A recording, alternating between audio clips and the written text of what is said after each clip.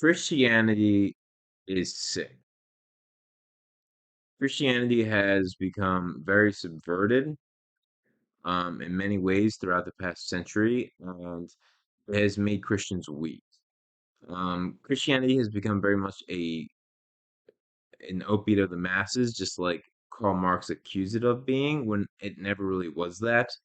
When it was really about, if you're a Christian, you have to aim for the greatest possible good in life and dedicate your life to pursuing the ultimate good you can conceive of. You have to you have to carry your cross. You have to live a life that is meaningful and become virtuous, more virtuous over time. You have to overcome your vices. You have to overcome the seven deadly sins: gluttony, greed, envy, wrath, and of course, lust. But and when it comes to lust, it's, promiscuity has had a really negative effect on society. If you're a fan of Jordan Peterson, or if you're not, check out the interview that Dr. Jordan Peterson did with a feminist who realized that the sexual revolution has been terrible for women, especially, but both men and women, and has created a very unstable society. The sexual revolution was a failure.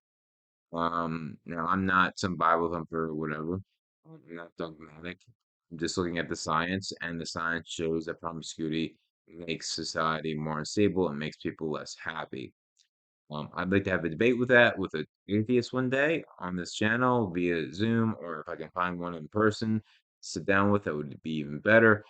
Um, I'm going to debate priests. I'm going to debate archbishops. I'm going to, if I can, debate. um, what's higher than an archbishop? Cardinal. I'm gonna debate cardinals. I'll engage in dialectics as well. I want to set up debates between Catholic priests and Protestants, between Protestants of different um, denominations, like a Baptist and a Mormon. I'd like to have those debates and have us get further towards the logos and use debate and dialectic in order to make Christianity relevant again. If we're engaging in debates and dialectics about what is most important in regards to life, and start talking about the things that we can do to make the world a better place, and talk about the sickness in Christianity, how people are using it as just a way to be happy without realizing that to be a good Christian, you have to dedicate your life to the ultimate possible good you can conceive of. You have to fight evil. You can't just pray evil away.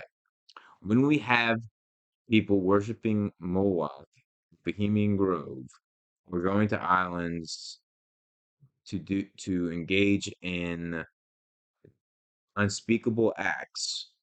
When we have Skull and Bones at Yale University, when we have all this evil that is obviously taken, that sociopaths have developed their own religion. High IQ sociopaths have succeeded in taking over our government and most of the powerful positions within the world today. Because why? Because they're obsessed with power, they're Machiavellian, they're calculating. Every word that comes out of their mouth, everything that they do is a chess move to get them into a higher position of power.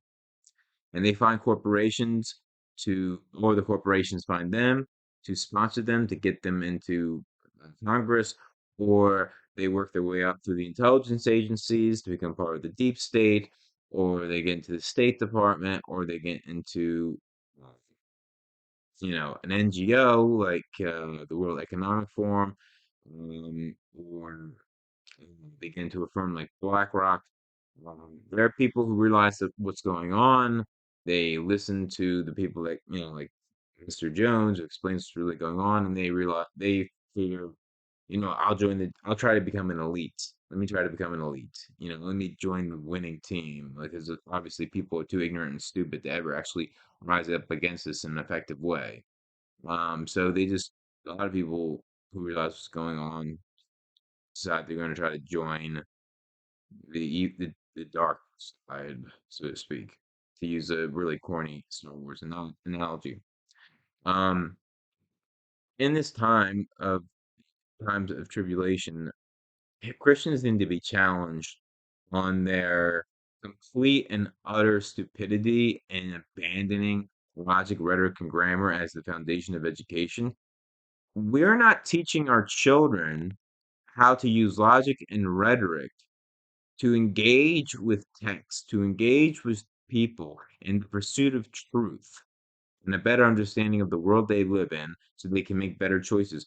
So that if you have logic and rhetoric, if you can identify logical fallacies, and if you learn critical thinking skills such that you can analyze evidence and see if it supports the claims that people are making, you can differentiate between what is truthful and what is obviously bullshit, or at least what's likely to be more truthful and what's obvious bullshit.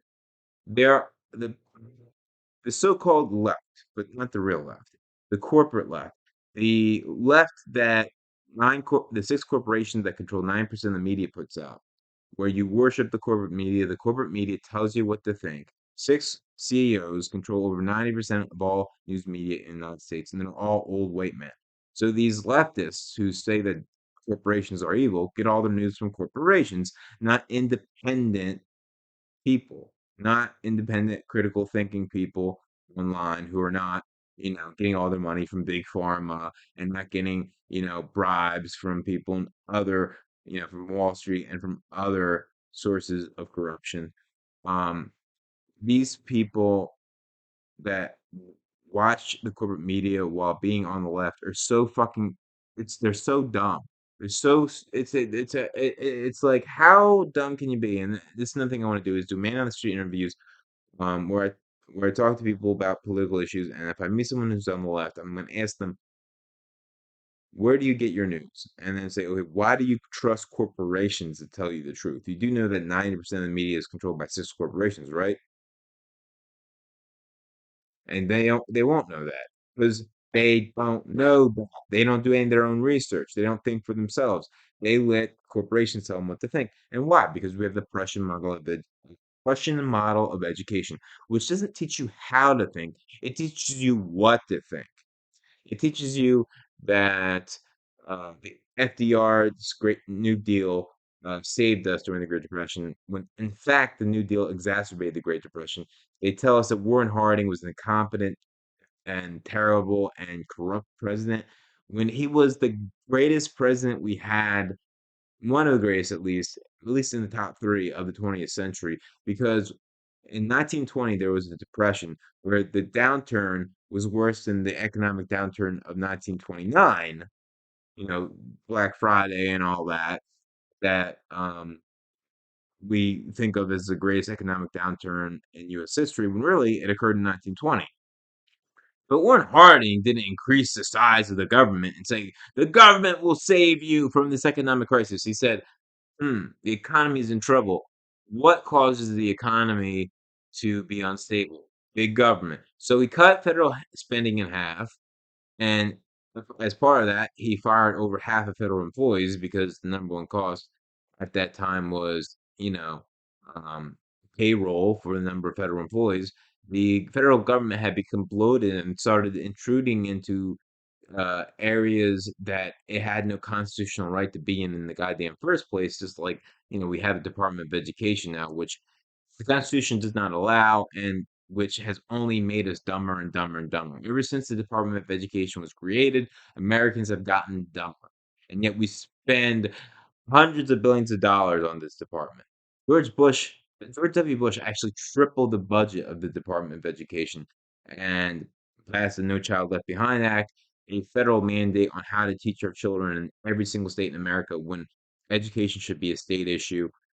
And more than that, we should have school choice so that we have competition, so that if there's a great teacher, because I've studied all the best educators in the world, and the teachers that were at public schools were pariahs because all the other teachers hated them for making them look bad because they couldn't teach like Jaime Escalante could teach. Jaime Escalante was famous. There was a movie made about him. He took inner city Hispanic students who came from poor backgrounds, and he raised their math level by 4 grade levels in 1 year on average.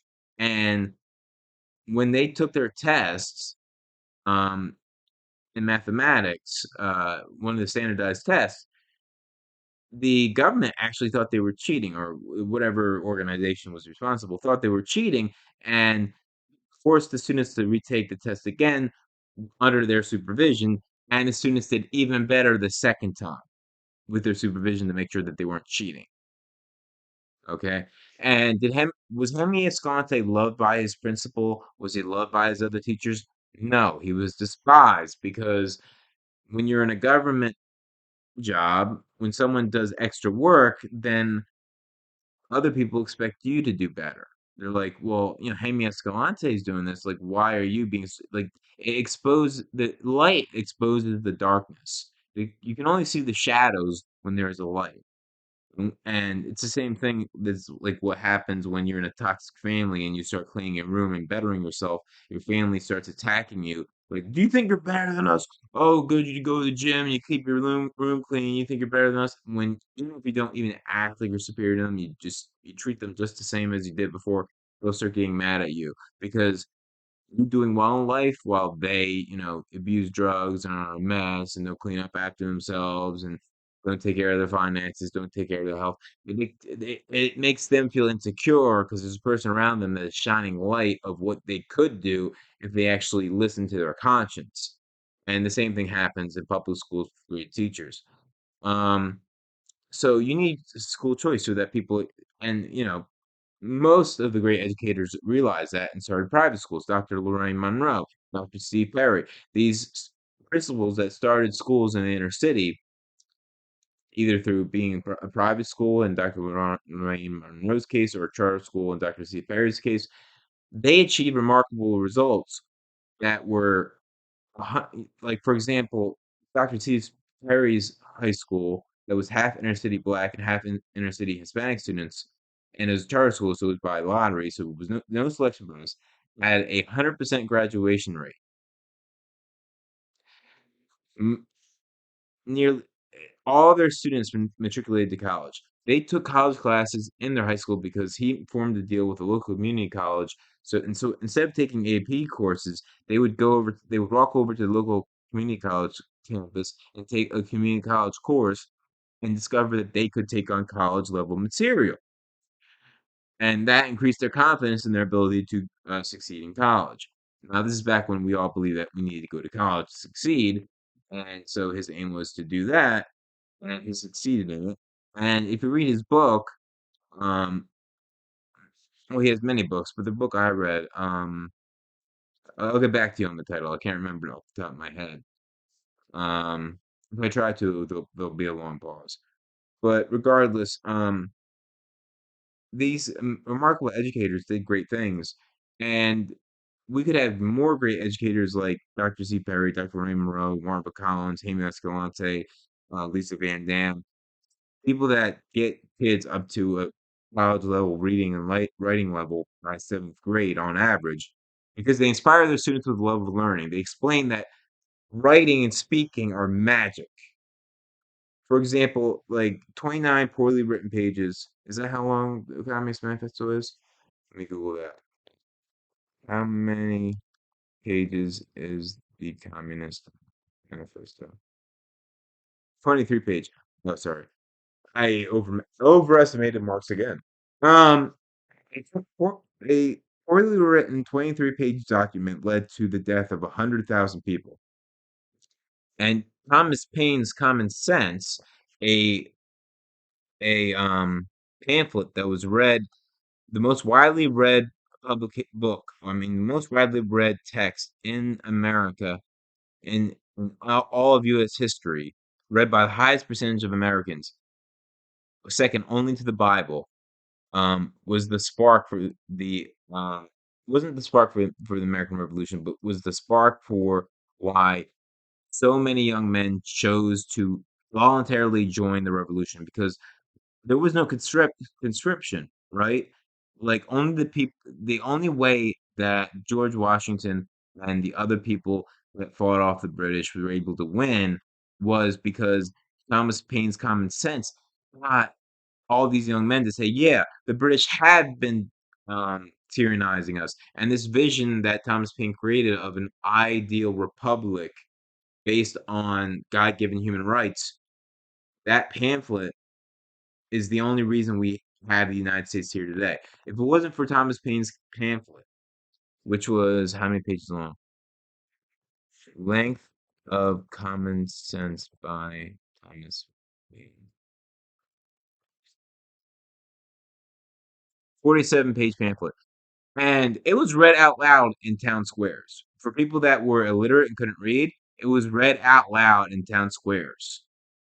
Right? I think it was something like 87% of the American population at that time had either read or heard the entirety of the pamphlet, Common Sense. And that's why so many soldiers volunteered to join the revolution. Without that pamphlet, we would have had 1/10 the number of soldiers that we had during the American Revolution. We would have lost, and then we would still be part of Britain, and we would not have became the global leader that, defeated the Nazis and was responsible for establishing the first real republic, the first real modern democracy in the world that became the inspiration for democracies throughout the world.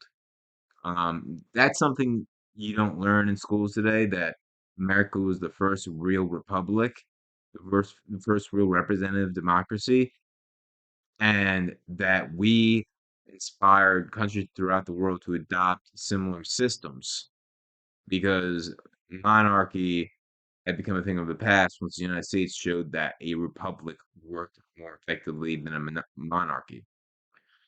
That all that being said, I hope you will watch my videos where I engage in debates and dialectics with people of all different faiths and try to unveil deep spiritual truths while still being skeptical, but also having faith in God. I have a strong faith in God. I want to have a stronger connection to Him, but there is so much BS out there within the realms of Christianity, all this hedonistic Christianity where it's just uses an opiate mask just to be happy, and you don't have to do like during the Maoist China, during Nazi Germany, during Soviet Russia, a lot of Christians just say we just need to pray and God will save us. No, you need to tell the truth. You need to fight back. You need to be the one who has moral courage to say this is evil. What we're doing here is evil. This is wrong.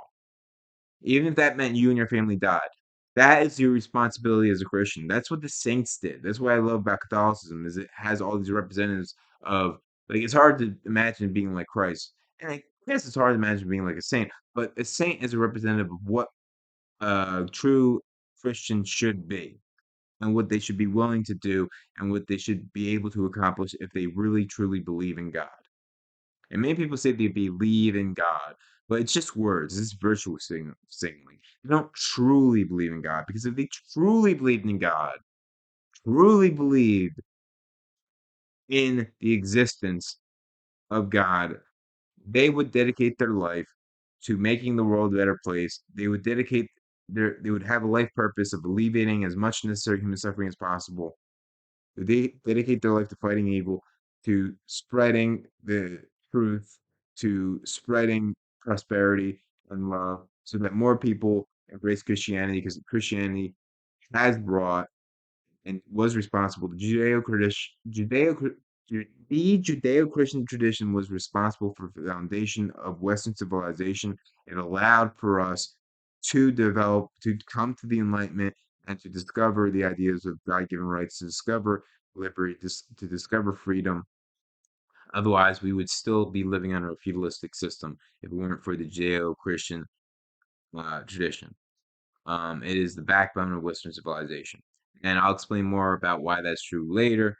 And I'll engage in debates with people who disagree with me, and hopefully it will be engaging. Anyway, I think that's enough for now. I could go on forever, as you know, because I have ADHD, but I think that's enough for today. God bless. Have a nice day, and I hope you will subscribe. I hope you like, hope you leave a comment. Any support you provide is much appreciated. I could use a self-esteem boost.